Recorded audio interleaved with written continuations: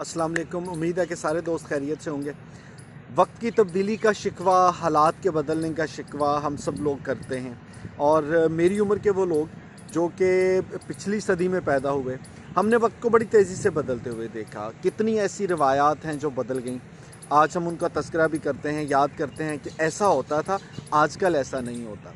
अब इसमें आपके मेरे हम सब के साथ जुड़ी हुई एक रवायत ऐसी है जो कि बहुत खूबसूरत थी, बहुत अच्छी थी, और अब उसमें तब्दीली बहुत हद तक आ चुकी है। और अगर हमने उसके बारे में कुछ ना सोचा तो आने वाले दिनों में, आज से एक दहाई के बाद, हमें महसूस होगा कि हमारा कितना बड़ा नुकसान हो गया।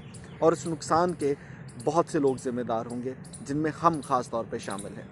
ज़रा इस बात का तज़किरा करने से पहले मैं अपने उस दौर को याद कर लूँ जो बहुत पुराना तो नहीं है, लेकिन आज से तकरीबन कोई 20-25 साल पहले तक ये हालात वाक़यात होते थे कि आपके यहाँ जब भी कोई मेहमान आता था तो सोशल मीडिया तो था नहीं कि आपको पहले आने से मैसेज कर दिया जाता, लेकिन चले आपको जब मेहमान के आने की ख़बर होती थी उसके बाद एक बाकायदा गहमा गहमी होती थी। मान लीजिए कि आपके चचा, आपके ताया, आपके फूफा, आपके मामू, आपकी खाला, कोई भी अज़ीज़ो कारब में से आपके यहाँ आ रहा है, तो एक पूरे घर में ना रौनक होती थी, इंतज़ार होता था, ख़ास सफाई की जाती है, तकिया बिछाया, बिस्तर तैयार किया, मेहमान आए, मेहमानों के पास बैठे, और कज़न्स के साथ घंटों तक खेलना, गप्पें लगाना, बुज़ुर्गों के पास बैठना।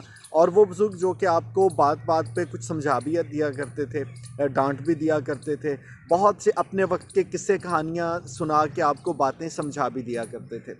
और इसरार होता था कि आप बाकायदा उनके पास उनसे कहते थे कि रुकें जी, हमारे पास आपने आज जाना नहीं है। और अगर कभी ऐसा वक्त मिल जाता कि आपके कज़न या आपके मेहमान आपके पास एक दो दिन ठहरें, तो वो ईद होती थी। अच्छा, मेहमान जो है वो वाक़तन हमने देखा है कि सिर्फ़ आपका मेहमान नहीं होता था, बल्कि मोहल्ले में पता होता था कि ये फ़लाँ घर का मेहमान है, ये उनका फ़लाँ रिश्तेदार है, और ये इतने दिन के लिए उनके पास आया, और वो सबका मेहमान होता था। हमने तो यहाँ तक देखा कि आप एक ही गली में रहने वाले जितने भी घराने हैं, उनका कोई मेहमान आता है तो आपकी कोशिश होती थी कि वह मेहमान आपके पास भी आके बैठे। अच्छा, फिर वक्त बदल गया और ज़िंदगी में तेज़ी आ गई, कुछ मुआशी दौड़ लग गई, फिर ये इंटरनेट आ गया, सोशल मीडिया आ गया। और आज अगर आप महसूस कर रहे हैं ना, तो कमोबेश हम सब के घरों में ये मसला है कि जब भी कोई मेहमान आता है ना, तो बाकायदा आपको वक्त देना पड़ता है कि अच्छा, आप घर के बच्चों से कहते हैं कि यार उठ के सलाम ही ले लो, मेहमान के पास थोड़ी देर जाके बैठ ही जाओ, इस तरह अच्छा नहीं लगता बेटे, उनके पास तो बैठो। और मेहमान जो है ना, उसके पास वक्त है, और ना मेज़बान की ये कोशिश है कि मेहमान ज़्यादा वक्त के लिए उनके पास ठहरे। अब ये एक ऐसी तब्दीली है जो बहुत ज़्यादा पुरानी नहीं है, ये पिछले कुछ सालों में शुरू हुई है।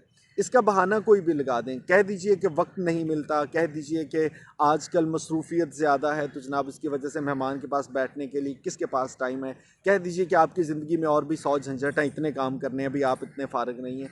कुछ भी हो जाए, लेकिन इससे हमारे जो आपस के ताल्लुकात हैं, जो रिश्ते नाते हैं, उनमें ऐसी दरारें आ गई कि फिर मुझे लगता है कि आज से 10 साल के बाद जब आज के बच्चे थोड़े बड़े होंगे, तो क्या इनमें वो चाहत, वो मोहब्बत, वो इनका लगाव बरकरार रहेगा जो ख़ानदान में बाकी लोगों के साथ होता है। और माफ़ कीजिएगा, एक गलती हम शायद बड़े भी करते हैं कि हम इन बच्चों के सामने कुछ ऐसी बातें कह देते हैं कि बस ये हैं तो आपके चचा, लेकिन बस ऐसे ही हैं, ये आपके ताया हैं लेकिन उन्होंने ये हमारे साथ अच्छा नहीं किया, ये आपकी फूफो हैं लेकिन ये ऐसी हैं, ये आपकी खाला हैं लेकिन बस क्या बताएं।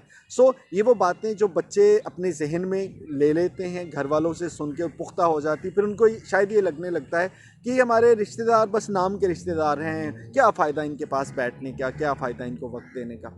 हालांकि एक कहावत है कि अपना अपना, पराया पराया, या गैर गैर। अपना जो होता है वो बहरहाल अपना होता है। हाँ, आप उसमें बहुत सी रंजिशें हो सकती हैं, और हमें हमेशा लगता है कि वो रंजिश जो है इस वजह से है कि दूसरों ने आपके साथ ज़्यादती की।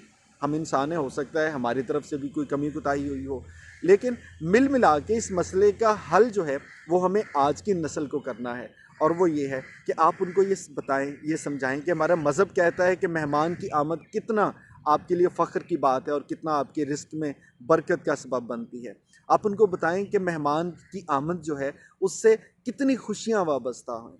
आप उनको बताएं कि आप एक दूसरे के साथ मिलना जुलना जो है वो कितना ज़रूरी है ज़िंदगी में खुश रहने के लिए। अगर रंजिश है भी तो उसको ख़त्म करें, उसको बच्चों तक ना जाने दें, और कोशिश करें कि मेहमान के पास बैठें। क्योंकि दुनिया में बहुत से ममालिक ऐसे हैं, जब हम छोटे थे तो उनका तस्करा सुना करते थे कि भाई वहाँ तो किसी के पास बात करने का वक्त नहीं है, पास बैठने का वक्त नहीं है, और हम तब मजाक उड़ाया करते थे कि यार अल्लाह रहम करे, ये भी कोई मुआशरा हुआ। लेकिन अल्लाह रहम करे, अब ये सब कुछ हम अपनी आंखों से देख भी रहे हैं और महसूस भी कर रहे हैं। सो अपना हिस्सा ज़रूर डालिए, थोड़ा वक्त निकाल के उन तमाम अजीज़ व अकारब के साथ जिनके साथ चाहे रंजिश है चाहे कुछ भी है, कुछ देर बैठें, वक्त गुजारें। बच्चों को बताएं कि भाई ये आपके ख़ानदान का हिस्सा है, आपने इनके साथ रहना है, मिलना जुलना है, आपके गम आपकी खुशियाँ सब कुछ साझा है। बाकी सब कुछ वक्त के साथ साथ बदल सकता है, लेकिन इस चीज़ को प्लीज़ ना बदलने दें, इसमें अपना हिस्सा ज़रूर डालें। अल्लाह सबको खुश रखे।